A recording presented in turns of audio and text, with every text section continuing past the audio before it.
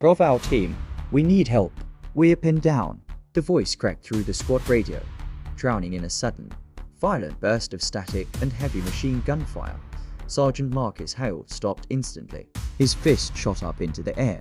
The universal signal to halt behind him. Every single man in his six-man squad froze, rifles tucked into their shoulders, eyes scanning the shattered skyline of the ruined city. But they weren't looking for the enemy. They were staring at each other because the voice they had just heard screaming through the comm speaker belonged to Corporal Dias, and Dias was standing right behind Hale, alive, breathing, holding his M4.1 spoke for a full 10 seconds. In a combat zone, 10 seconds of silence feels like an hour. The only sound was the unforgiving desert wind moving through the gutted, skeletal remains of the city, whistling through bullet holes in the concrete. Dust swirled around their boots, settling onto their sweat-soaked uniforms. Hale kept his eyes locked on the street ahead. His heart hammered against his ribs. A slow, heavy thud, then, breaking the silence, Dias spoke. His voice was a dry, raspy whisper. "Sarge, that wasn't me." Hale didn't turn around. He didn't need to.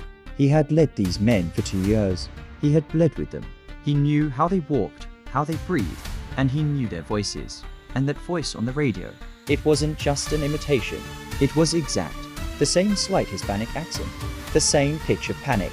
The exact same cadence Dias used when the adrenaline hit. Hale slowly reached down to his chest grip. His leather gloves creaked as he unclipped the radio receiver, bringing it up to his mouth. He pressed the transmit button. "Unknown caller on this net. Say again." "Identify yourself," the radio hissed with empty static. A long, agonizing hiss, then the sharp, deafening crack of incoming AK-47 fire broadcast directly through the speaker. "We're taking fire. Multiple contacts. Second floor." Screaming. Chaos. The sound of crumbling drywall and shattering glass. And it was the exact same voice. Dias' voice. Crying out in absolute terror. Bravo team had stepped past the city limits less than an hour earlier. 6 men. Hale, Dias, Jenkins on comms, Cole on point, Miller the medic, and Hayes carrying the saw. The objective was simple. It was supposed to be a textbook operation. Command needed them to clear sector for an abandoned residential district on the edge of the war zone and confirm enemy movement. Drone footage had shown nothing. Satellite imagery had shown nothing. There was no expected resistance. Just a routine sweep through the rubble to ensure the supply routes remained clear. But the moment their boots touched the cracked asphalt of the city limits, something had felt fundamentally wrong. It was too quiet. Usually, a ruined city has a pulse.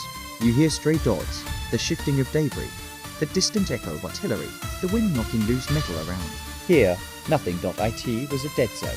The air felt heavy, suffocating, as if the entire city was holding its breath, waiting for them to step deeper into its jaws. Now, listening to the impossible broadcast echoing from Jenkins' radio, they knew why. Private Cole, the youngest of the group, lowered his rifle a fraction of an inch. His eyes darted nervously between the empty buildings. "Sarge, is the enemy messing with our comms?" Splicing audio. Hale shook his head slowly, his jaw tight. "No way. They don't have that kind of tech. And even if they did, how the hell do they copy a voice like that in real time?" Dias stepped forward, his face pale beneath the layer of dust and camo paint. He looked at the radio on Jenkins' chest as if it were alive. "Grenade, you guys know that's not me, right? I'm right here. I haven't touched my MIC." Hale finally turned and looked his corporal in the eye. "I know, Dias. Stay frosty." But knowing didn't make it better. It made it worse. Because if it wasn't Dias on that radio, then who was dying on the other end of that transmission? Before anyone could say another word, the radio crackled to life again. Static, high-pitched whining. Then, a different voice, deeper, frantic, coughing through heavy smoke. "Bravo team, this is Walker. We're cut off. We can't hold this position. I need air support now." Hale's stomach completely dropped out from under him. The cold sweat on his neck turned to ice. Walker, Staff Sergeant Thomas Walker. He was the patrol leader of Alpha Team, the man who had run this exact same sweeping mission in this exact same sector 3 days ago. The man who never came back. Every man in Bravo Team knew that name.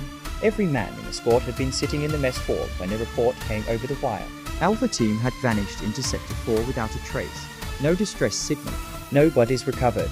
Just a terrifying, permanent silence. Officially labeled missing. Presumed KIA. And now, Walker was screaming for help on a closed squad frequency. Jenkins. Hale snapped, his voice hard, trying to anchor his men to reality. Track the damn signal. Where is it coming from?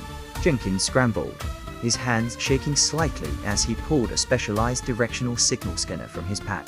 He plugged it into his radio, watching the small green screen flicker to life. The antenna swept back and forth. The device beeped. A fast, rhythmic pulse. It's close, Sarge. Jenkins breathed, staring at the screen in disbelief. Define close. Jenkins looked up, his eyes wide. Same grid, less than 2 mics out, same location, same ruined streets. Somewhere just ahead of them, hidden within the maze of destroyed apartment blocks. The screams weren't coming from miles away. They were coming from inside the city, from a place they hadn't even reached yet. Hale looked at his men. He saw the hesitation. He saw the primal, instinctual fear taking root in their eyes. The smart thing to do was turn back. The smart thing to do was call command and abort, but Walker was out there. Or at least, someone using Walker's voice was out there. Hale chambered around. The metallic clack echoed loudly. We move, Hale ordered. Standard spacing. Keep your eyes on the rooftops. If it moves, you put it down. They advanced. Slow, methodical. A textbook urban patrol. Weapons raised, sweeping every blown-out window, every dark alleyway, every pile of rubble, but the enemy wasn't in the shadows. The enemy was in their ears. As they pushed deeper into the suffocating grey labyrinth of the city, the radio transmissions continued. They didn't stop. It was a continuous feed of a horrific, desperate firefight. Reloading. Cover me. Frag out. I'm hit. God damn it, I'm hit. It sounded incredibly real. Too real. The acoustic echo of the gunfire on the radio perfectly matched the acoustics of the buildings around them. It was as if a live battle was happening right around the corner. Yet the air around them was dead silent. Dyers whispered, his voice trembling. Sarge. That's ours. Hale didn't answer. He couldn't. Because he was starting to hear it too. It wasn't just Dyers' voice anymore. As the radio spat out more chaotic chatter, he heard Cole panicking.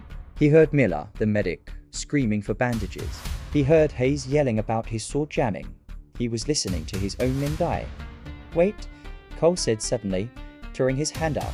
Stop, just stop. Hale raised his fist. The squad halted in the middle of a debris-choked intersection. Through the radio, the phantom firefight raged on. Contact left. Alleyway. Then, the sound of heavy boots scrambling over concrete. Move. Move. Push to the structure. Hale's eyes narrowed. The blood drained entirely from his face. He recognized the commanding tone. He recognized the slight rasp, the aggressive bark. I said that, Hale whispered. Jenkins looked at him, confused. What? That's my voice, Jenkins. That was me. Absolute silence fell over the squad. No one moved a muscle. The wind died down, as if the city itself was leaning in to listen, because in that moment, the true horror of the situation clicked into place for every single man. The radio wasn't just playing random, spoofed voices to scare them. It wasn't psychological warfare from a human enemy. It was playing them. Exactly them. Reacting to a situation they hadn't even been in yet. Dyers shook his head violently, taking a step backward. No. There's no way. This is bullshit. Jenkins stared at his scanner, his voice dropping to a terrified whisper. How would they have that? How could anyone know exactly what we would say in a firefight? How could they synthesize 6 different voices perfectly? Hale kept his eyes locked straight ahead, his mind racing through tactical possibilities and finding absolutely nothing but empty air. They wouldn't. Hale said darkly. Unless he didn't finish the sentence. He didn't need to, because everyone was thinking the exact same terrifying thought.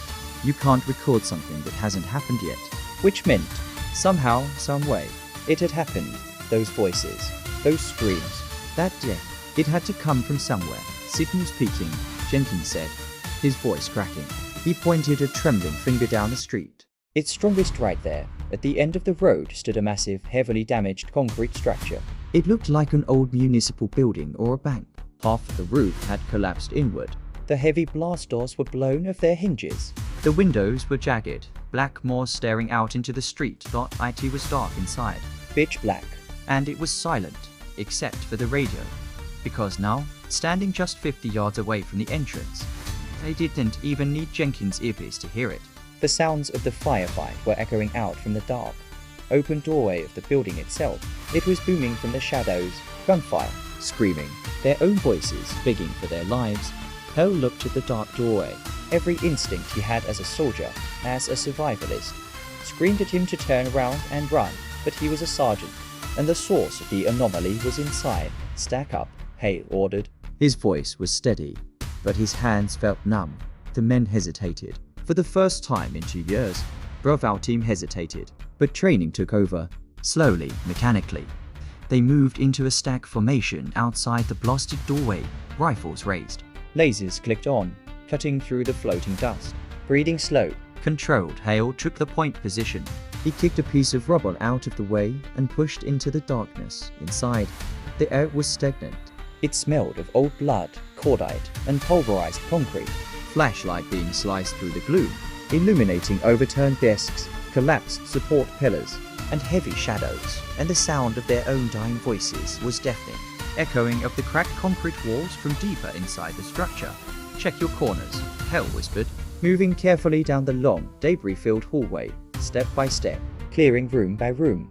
The closer they got to the center of the building, the louder the radio transmission became. They turned the final corner, entering what used to be a large atrium.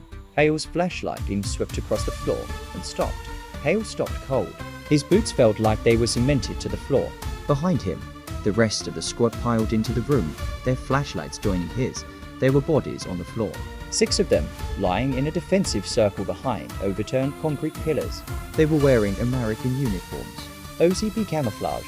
They had the same tactical rigs, the same helmets, the same boots, but that wasn't what made Hale's chest constrict so tightly he couldn't breathe. He slowly walked forward, lowering his rifle, shining his light directly onto the face of the nearest corpse. The face was pale, covered in dust and dried blood. The eyes were open, staring blankly at the ceiling. Hale recognized the face. He recognized the name tape on the chest. Hayes, he panned the light to the right. Another body, Miller, another Cole. Corporal Dyer stepped forward, moving like a man in a trance. His rifle hung limply from its sling. "No," he whimpered. He dropped to his knees in the dust. The sound of his knee pads hitting the concrete was loud in the cavernous room because the body lying violently twisted in front of him was him. Dyer stared into his own dead eyes. It was perfect. It wasn't a lookalike. It wasn't a trick of the light. It was him. He reached out a shaking hand and touched the dead man's shoulder. The exact same fraying threads on the unit patch. The exact same scratch on the casing of his radio. Cole stumbled backward, his back hitting a wall, hyperventilating. "What the hell is this? Sarge, what the hell is this?" Jenkins stood frozen, his flashlight aimed at a body slumped against a pillar. That's me. Sarge, he has my scanner. 6 bodies. 6 soldiers. An exact, perfect, physical duplicate of Bravo team, slaughtered in the dirt dot in the dead center of the room. Sitting on top of an overturned metal crate was a military comms radio. It was covered in a thick layer of dust. It was still powered on. It was still playing, still screaming, still broadcasting the horrific climax of the firefight. Hale walked toward the radio slowly. Every step felt like he was walking underwater. His mind was fracturing, desperately trying to apply logic to an impossible reality. He stood over the radio. The voices were crystal clear now. "We're surrounded. They're coming through the walls." Explosions rocked the audio feed. Then, Hale heard his own voice, roaring over the chaos. "Fall back. Fall back. Abandon the objective." We have to." The audio cut out with a wet, sickening crunch. Then, a few seconds of static. And then, the loop restarted. "Bravo team, we need help." "We're pinned down." Hale froze. He stared at the radio. He stared at the dead version of himself lying 5 feet away. A massive gunshot boomed through his chest plate. And suddenly, the terrifying truth hit him like a physical blow. The audio wasn't live. It wasn't a trap set by insurgents. It wasn't happening in real -time. It had already happened. Everything they had been listening to for the last hour was a recording. A perfect, seamless loop. It was the final, agonizing moments of another patrol. A patrol that was completely identical to them in every single way. A Bravo team that had walked into this city, taken the exact same route, followed the exact same signal, and ended up in this exact same room where they were slaughtered. Cole's voice broke the silence. He was crying, weapon shaking in his hands. "This isn't possible. This isn't real. We're drugged. It's gas. We're hallucinating. Dias was still on his knees, backing away from his own corpse on all fours like a frightened animal. No, it's a setup. It's mannequins. It's deep fakes. It's shut up. Hale barked, turning to face his men. His voice was desperate, commanding. Look around you. He pointed at the walls. Look at the bullet trajectories. Look at the shell casings. Look at the gear. It wasn't a mock-up. The layout of the bodies, the discarded magazines, the dried blood patterns. Everything painted a picture of a desperate last stand. Same mission path, same tactics, same weapons. Everything matched exactly what Bravo team would have done if they had been ambushed in this room. This wasn't a coincidence. This wasn't a trick. This was a repetition, a loop, a tear in reality itself. Jenkins spoke slowly, his eyes wide, reflecting the beam of his flashlight. Sarge, Jenkins whispered, if they are ours, and they died here. He swallowed hard. What if we're next? Silence. Cold, suffocating silence, because no one could deny it. The evidence was lying at their feet in pools of dried blood. Another squad, the exact same as them, had walked into this building, had stood in this exact spot. And they had died. And now the current Bravo team was here. They had followed the exact same path. They had listened to the exact same radio. They had stepped perfectly into the footprints of their own ghosts. Whatever had killed the first Bravo team had to still be here, waiting for the loop to close. Hal looked at the terrified faces of his men. He looked at the dead faces of his men on the floor. He looked at the dark, open doorways leading deeper into the pitch-black building. He felt a sudden, massive drop in the temperature. The shadows in the corners of the room seemed to stretch, pulling toward them. He didn't know what was happening. He didn't understand the physics or the reality of it. But he knew one thing. If they stayed in this room for one more second, they would become the bodies on the floor. He made the decision. We leave, Hale said, his voice dropping to a harsh, absolute whisper. Now, but Sarge, the bodies, Miller started. I said we leave, Hale roared, grabbing Miller by the reek and shoving him toward the exit. We touch nothing. We leave the gear. We leave the radio. We break the pattern. Move. There were no arguments. No hesitation. Survival instinct overrode everything else. They turned and moved, fast. A frantic, uncoordinated tactical retreat. They sprinted out of the atrium, boots slipping on blood and dust. Down the dark hallway. Out through the blasted front doors. Out into the blinding sunlight of the dead city. They didn't stop running until their lungs burned and their legs felt like lead. They didn't look back. They didn't check their corners. They just ran back the way they came, desperate to put as much distance between themselves and that room as possible behind them. Deep inside the concrete belly of the structure, the dust settled. The radio continued to play. Still looping, still broadcasting the deaths of the squad that came before them. Bravo team, we need help. We're pinned down. The city stayed silent, watching, waiting. Hours later, Bravo team staggered back across the friendly line. They were alive. They had all their fingers and toes, but they were forever changed. No one spoke in the transport truck. No one looked at each other in the barracks. Dias spent 3 hours staring at a blank wall. Cole couldn't stop shaking when it came time for the debriefing. Sergeant Hale sat alone in the command tent. The intelligence officer slid a blank piece of paper across the metal table. Hale stared at it for a long time. He thought about explaining the radio. He thought about explaining the bodies, the exact duplicates, the impossible paradox of it all. But he knew they wouldn't believe him. They would call it combat fatigue. They would call it a mass hallucination brought on by heatstroke. Because some things in war simply cannot be explained. Hale picked up the pen. He wrote a single sentence on the report, slid it back across the table, and walked out of the tent. The report read, "Do not send another squad into Sector 4, because Hale knows the truth." He knows that somewhere out there, deep inside the cracked concrete and shadows of that ruined city, a radio is still sitting in the dust, still powered on, still calling for help, still using voices that shouldn't exist, just waiting for the next squad to follow the exact same path. If you want more dark, psychological war stories that feel real, make sure to like and subscribe. And tell me in the comments, if you heard your own voice calling for help on the radio, would you go toward it to find the truth? Or would you run?